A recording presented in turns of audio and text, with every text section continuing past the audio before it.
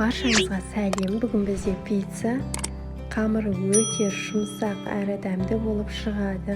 Керек заттарды описаниеге жазып қоямын. Алдымен ыдысымызды дайындап аламыз. Оған тұзымызды салып, шекерімізді салып, міндетті түрде жылы су құямыз. Үстіне ашытқымызды саламыз.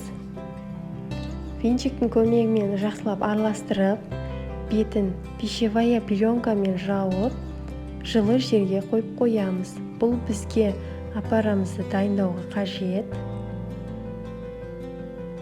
Осылай дайындап алсаңыздар, қамырларыңыз тез ашиды және көтеріліп, әдемі болып шығады.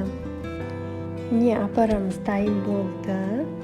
Енді сұйық майымызды құйып, ұнымызды салып, венчиктің көмегімен араластырып аламыз. Қолдарыңызбен де араластырсаңыздар болады.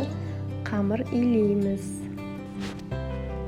Қамырымыз жұмсақ болып шығады.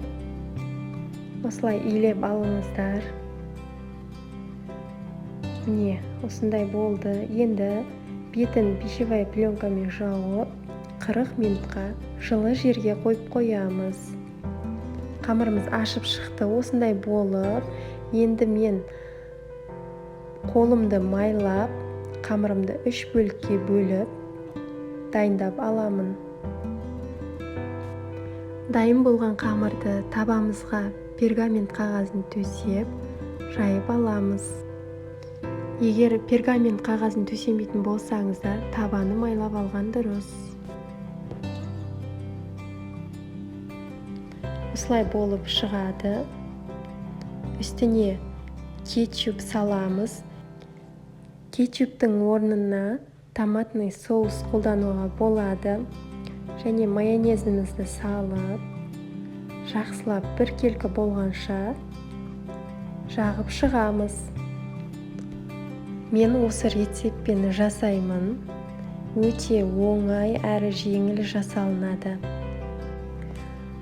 Мен үстіне колбаса мен сырды қойдым. Сіздер өздеріңіз қалағандарыңызша қызанақ қоссаңыздар болады, көкөністер қоссаңыздар болады. Осылай жайып шығамыз. Қызып тұрған пешке салып аламыз. Осылай дайындап аламыз. Алдын ала қызып тұрған пешке салып қоямыз. Пісуге 5 минут қалғанда бетіне тағы да сыр сеуіп жібереміз. Міне осылай болып шықты, достар. Өте дәмді болады. Менің каналыма жазылуды ұмытпаңыздар. Ас болсын.